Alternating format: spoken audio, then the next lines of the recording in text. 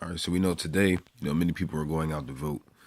But today I want to ask you, pray about who you're going to vote for, and go vote for them. Even if the candidate that you feel like doesn't get in, what do you do next?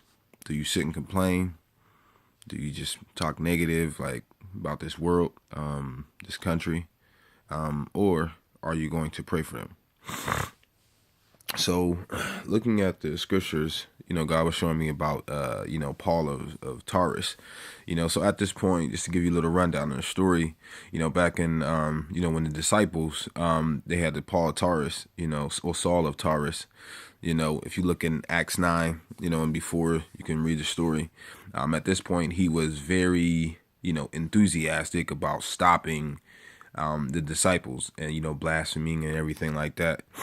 So at that point, they had sent him away to look for, the disciples. And so they wanted him to stop, in a sense, doing all the harm and evil that he has done, so they had, so his boss, in a sense, had sent him away to Damascus because, he wouldn't stop, trying to, kill people or whatever like that. And they didn't want that to happen, while there were prestigious people coming in town or whatever. So they sent him on his way. And then at that point, he took a few people, and the angel came to, Saul of Tarus and blinded him, and he was like, "What do you want from me?" And everything like that. And he was like, "Who are you?"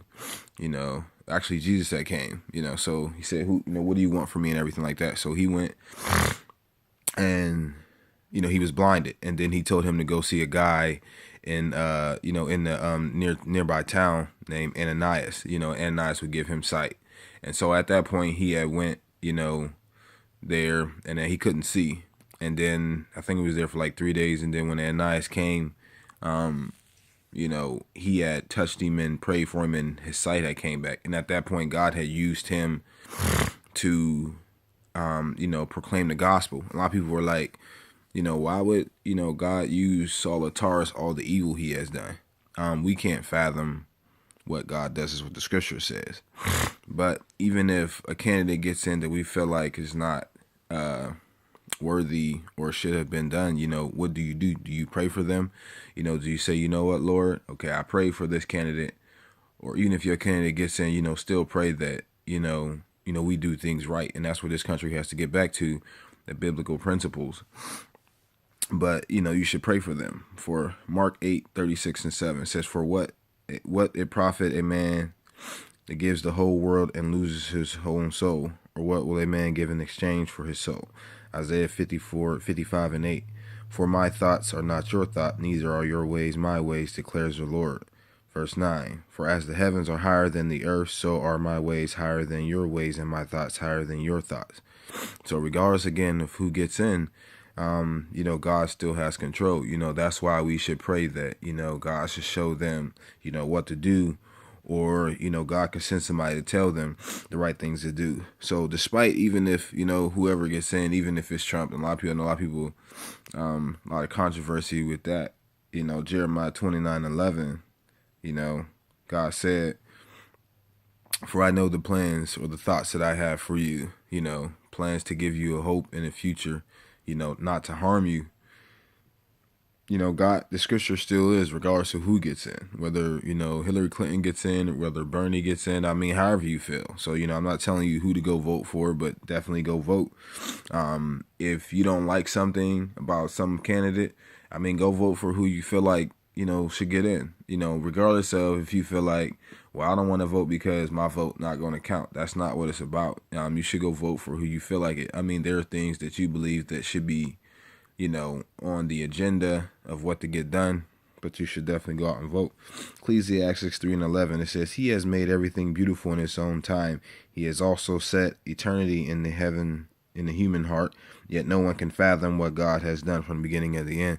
So again, we can't fathom what God has done and what God will do, but we can't control our tongue. Job 5:9 says, "He performs wonders that cannot be fathomed, miracles that cannot be counted." Proverbs 16:4, The Lord works out everything to his proper end, even the wicked for a day of disaster. All we have to do, Proverbs 3, 5, and 6. Trust in the Lord with all your heart and lean not to your own understanding, but in all your ways acknowledge him, and he will direct your paths. So regardless, again, of whoever you vote for, you should still pray for them, and pray that, they do what they're supposed to do.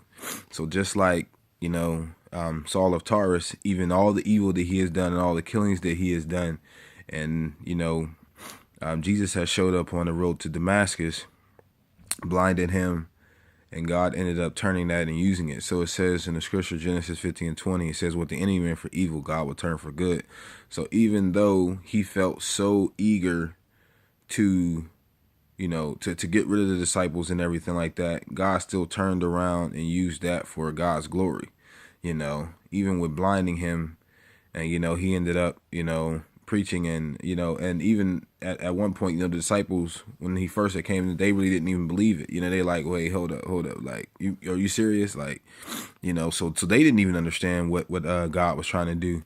But, they still trusted God. And that's the thing, they was like, well, are you serious? Like, this dude he's trying to kill all of us and everything like that, but, they trusted God. And that's why I said lean on to your own understanding, because our feelings can be like, you know what? Nah, this ain't going to work, and God is just saying, listen, just trust me. Just trust me. Like, I got plans for you, and that's the thing. Regardless of whoever gets in, God still has plans. The scripture still says that he is going to take care of us. It says that he has plans for us, not to harm us, to give us a future and a hope. So I hope you get out and you go vote today. God bless. Love y'all.